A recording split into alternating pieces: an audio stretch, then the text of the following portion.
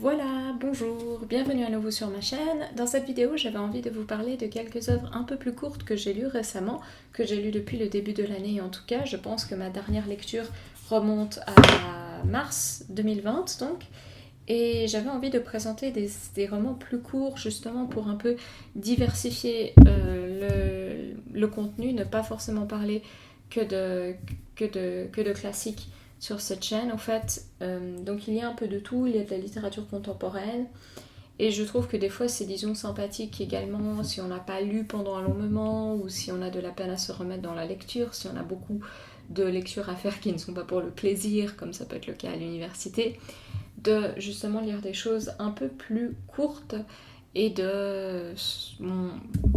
au fait de tout simplement passer un peu moins de temps sur une œuvre. Donc la première lecture dans ma pile qui remonte au mois de mars, c'est La Grève des battus.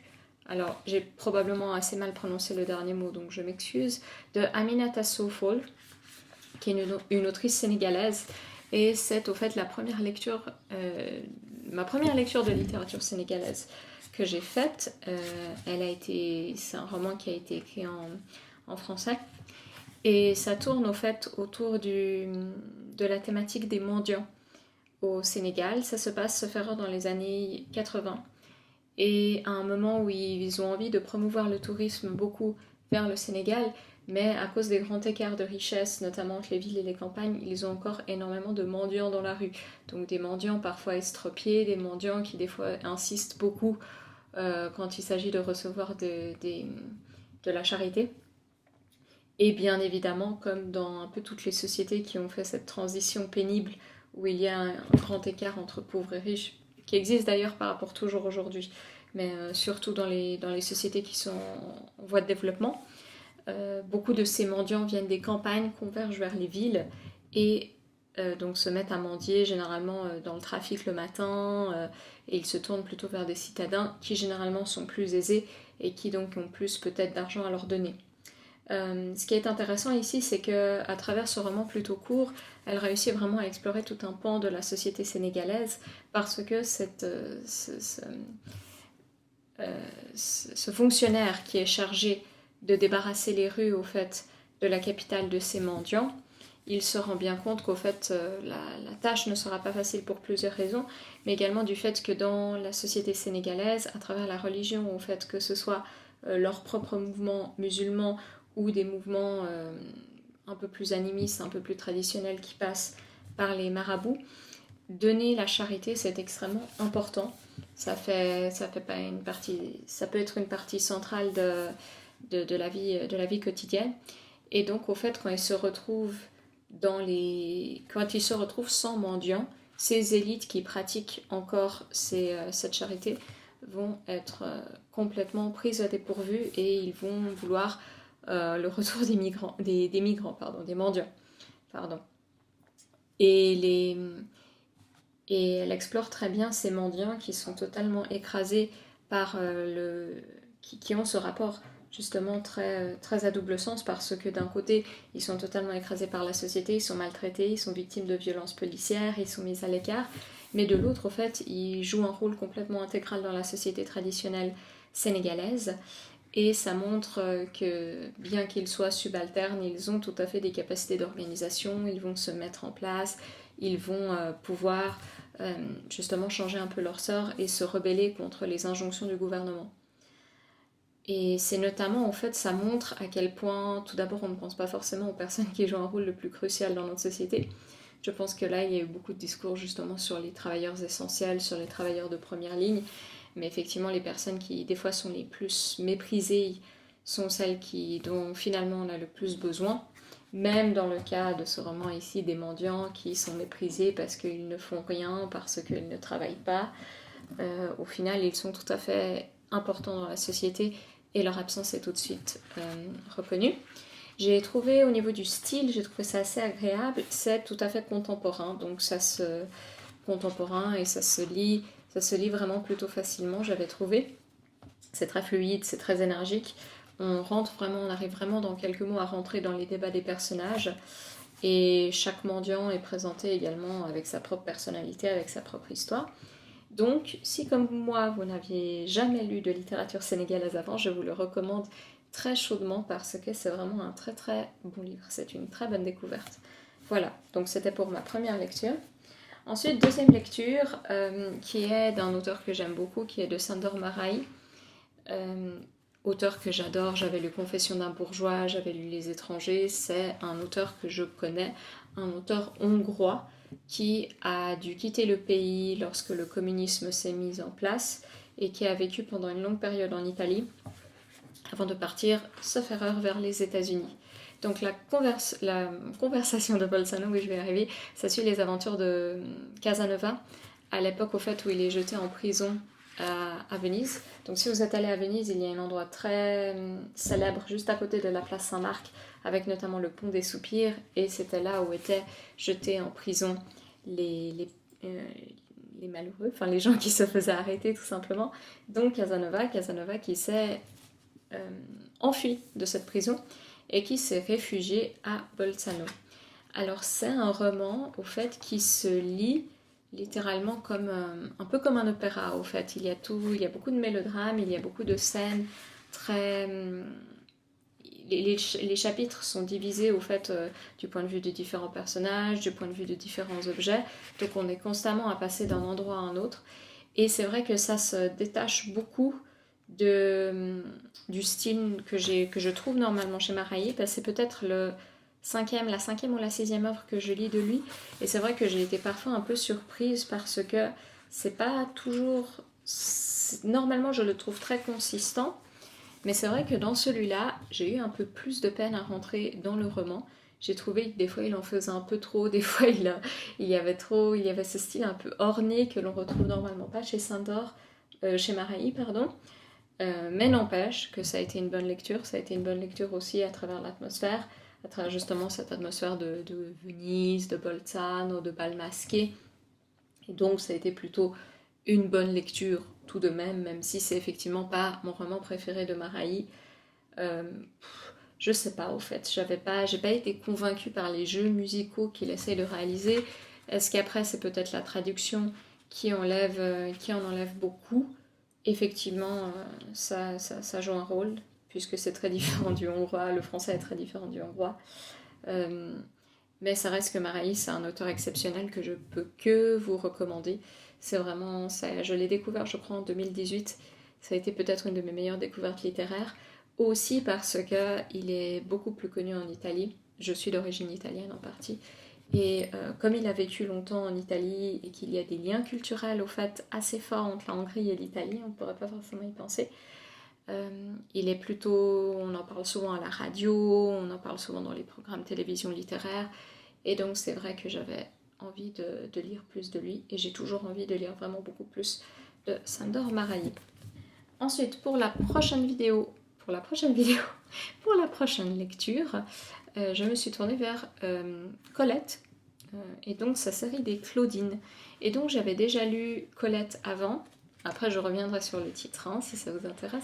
J'avais déjà lu Colette avant, j'avais lu Chérie, j'avais lu Blé en herbe, j'avais lu La Chatte aussi je crois, sauf erreur, ou un... Attendez, qu'est-ce que j'ai lu? Ouais, La Chatte, ça s'appelle ça. Ça a été peut-être une de mes premières lectures de Colette, qui est une autrice que j'aime de manière constante. Après, j'avais regardé le film Colette avec Keira Knightley, qui est sorti en 2018. C'est un film que j'ai beaucoup, beaucoup aimé. Même si effectivement, ça peut être un peu perturbant de voir un film sur une autrice française réalisé par... c'est un film anglais, au fait. C'est un film qui a été tourné, qui est 100% tourné en Angleterre. Je l'ai regardé en anglais. Mais il est très bien fait et il se concentre au fait tout particulièrement sur l'époque des Claudines, qui est le premier grand succès littéraire de Colette, et également sur Willy, qui est le premier mari de Colette. C'est avec lui notamment qu'elle est partie vivre à Paris et qu'elle s'est lancée dans la littérature. Sauf que lui, il publiait des romans sous son nom, qui au fait qui n'étaient pas écrits par lui. Il avait une équipe d'auteurs qui travaillait pour lui et il leur donnait les moyens de se faire publier en quelque sorte, tout en échangeant leur nom en fait. Donc c'était des ghostwriters, comme on pourrait dire en anglais. Et Colette, elle a rapidement trouvé ce rôle au fait chez lui dès qu'il a remarqué qu'elle avait des talents littéraires.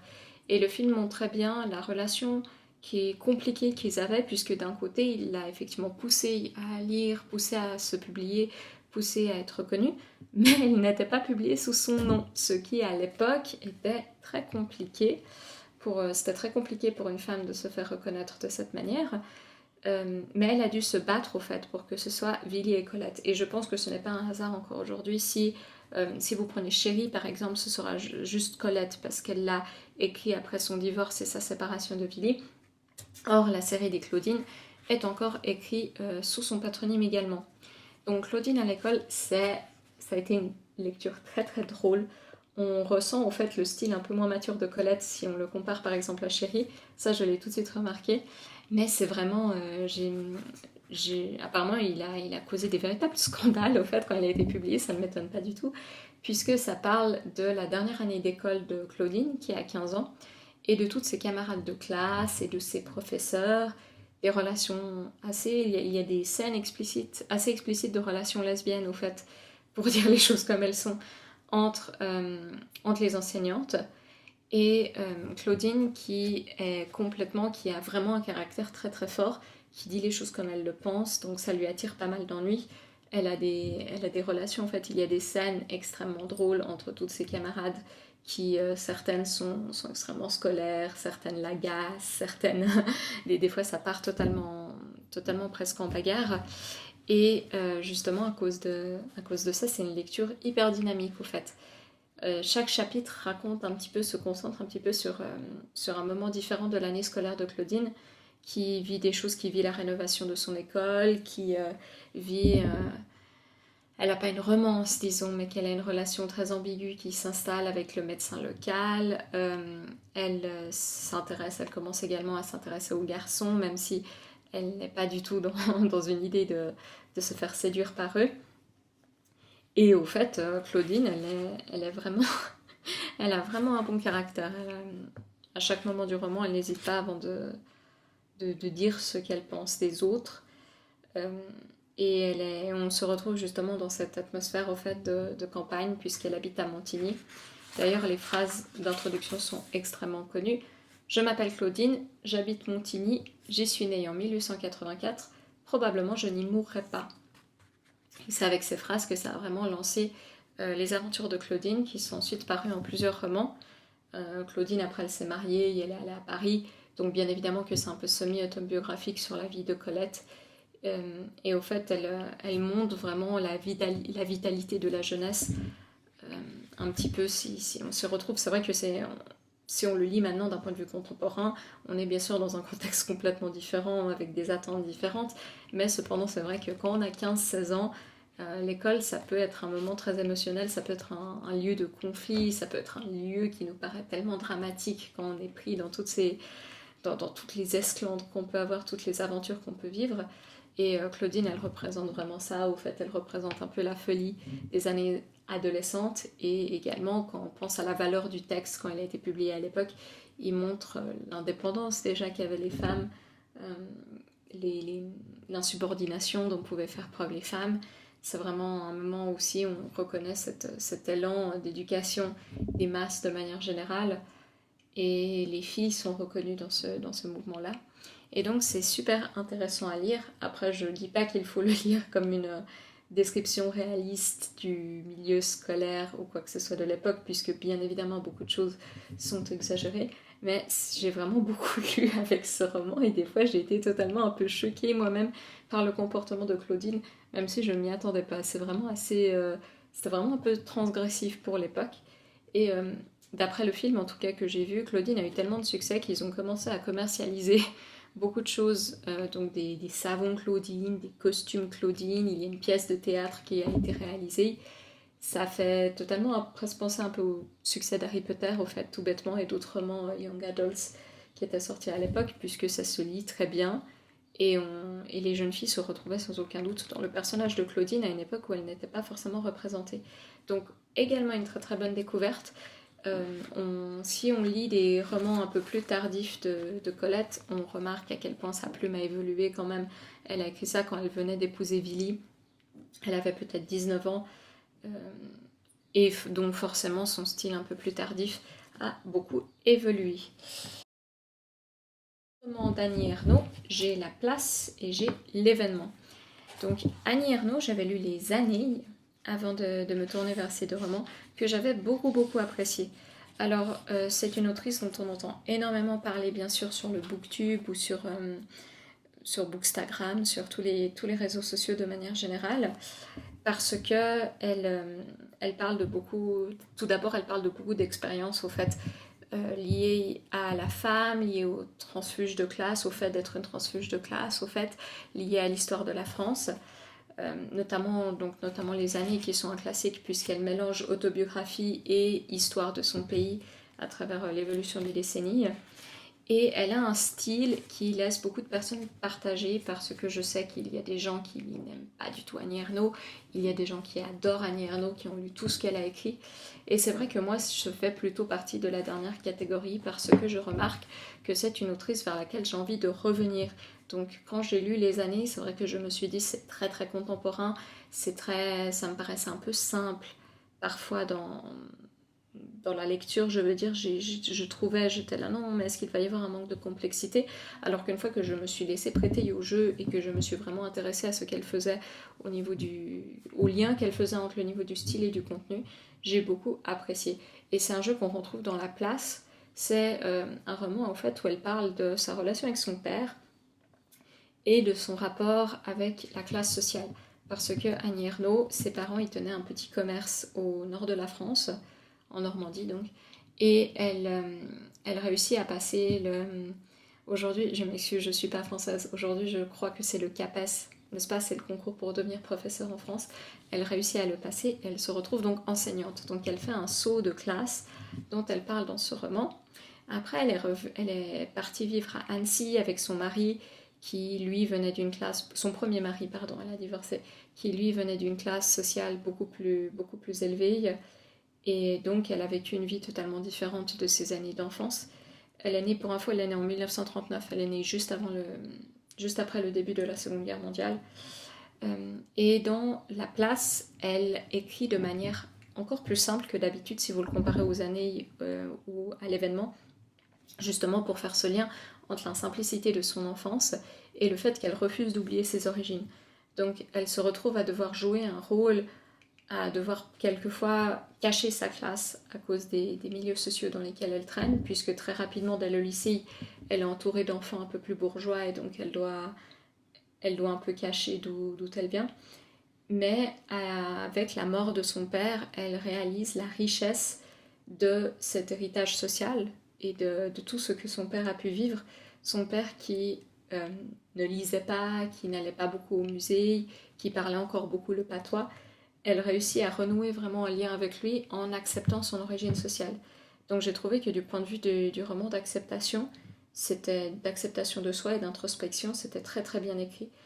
Après, c'est vrai que le style peut paraître extrêmement simple, encore plus simple que d'habitude, donc pour du Annie Ernaux, mais j'ai trouvé ça très beau, au fait. J'ai trouvé qu'il y avait cette intimité et cet hommage par rapport à la relation de son père, et elle décide de montrer la beauté de la simplicité, tout simplement la beauté de la vie de son père, avec toutes les choses un peu plus compliquées qui y parvenaient.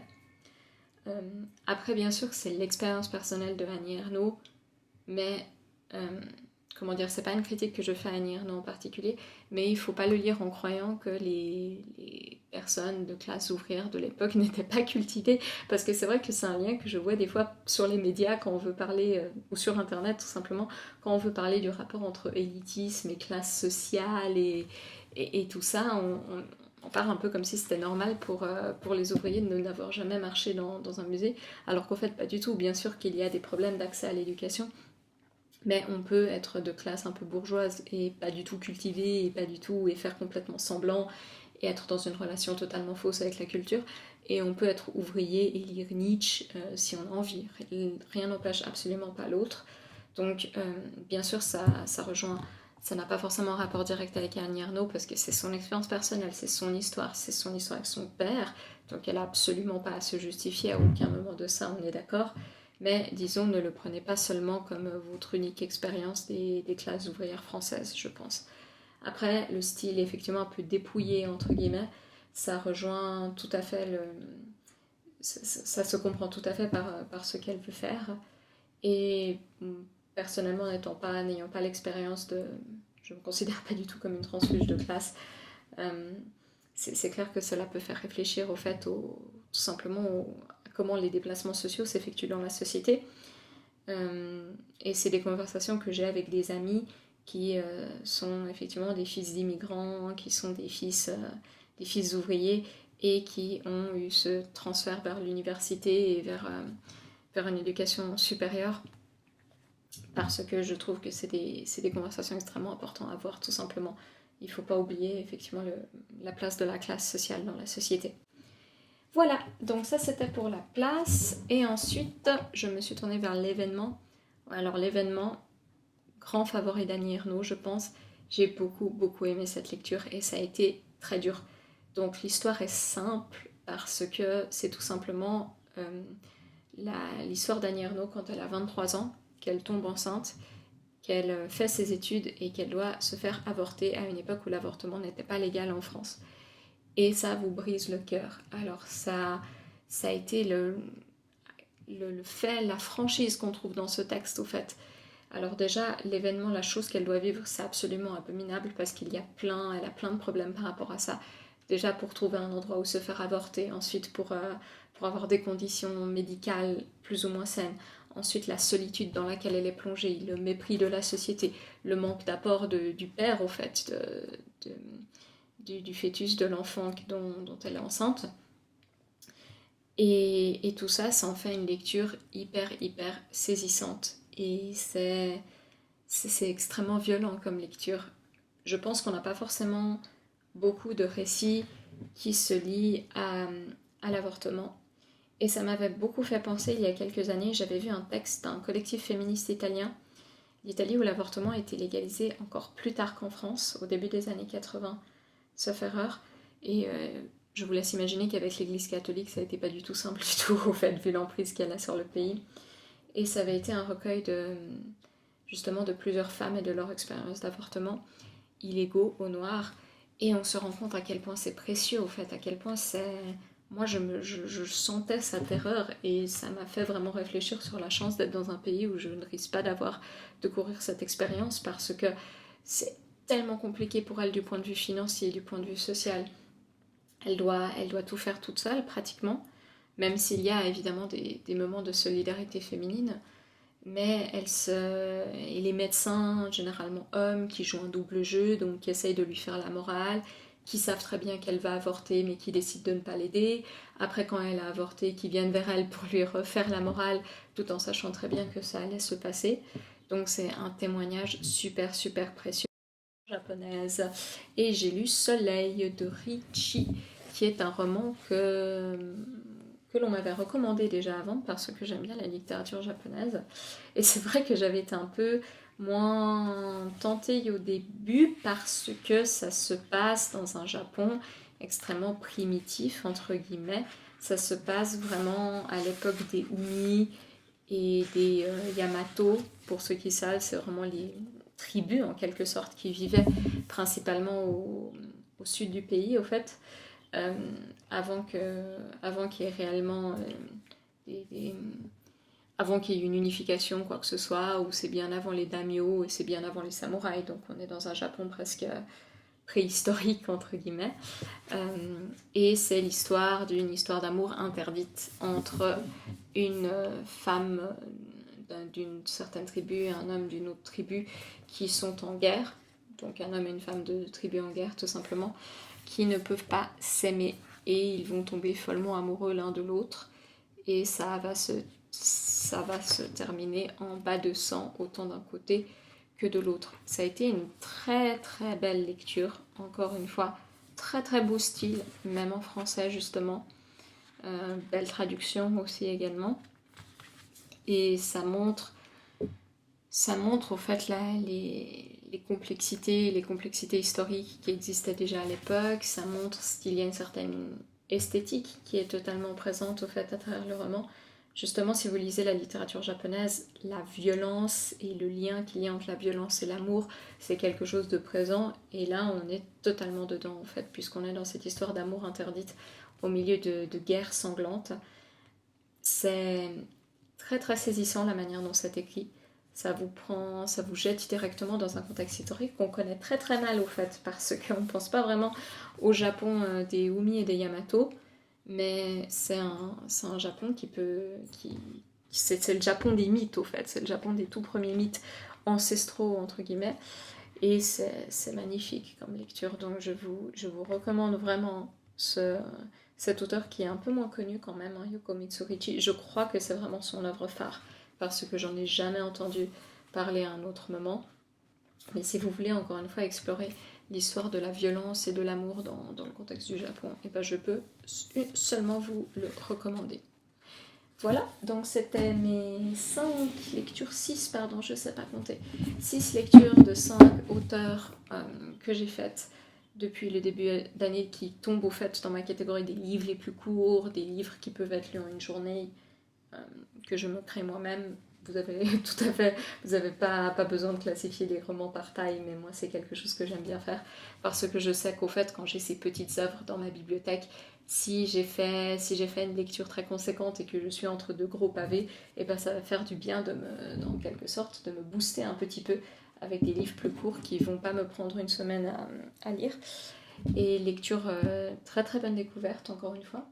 Et donc j'ai été très contente de vous les présenter en vidéo. Et j'espère que ça vous a plu à vous aussi. Et je vous dis à une prochaine fois sur cette chaîne justement pour continuer à parler de littérature un petit peu maintenant que tout le monde s'est mis à lire avec le confinement et les beaux jours qui reviennent. Et je vous dis à une prochaine fois. Au revoir.